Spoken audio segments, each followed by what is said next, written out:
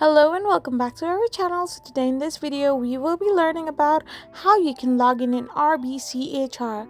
So without wasting much of our time, let's dive into the video. So first and foremost, to do so, all you need to do is simply tap open a web browser of your preference on your Macbook or any other desktop. Here I'm using my Macbook. So simply type in the URL www.rbc.com/employee login. Once you do so, you will end up in this interface where all you need to do is simply tap on login to my HR at home. After you do so, you will be in this interface where all you need to do now is simply type in your username or client card number and then type in your online banking password. After both the credentials are simply typed in, simply you need to tap on the sign in option to get logged in into your RBC HR account.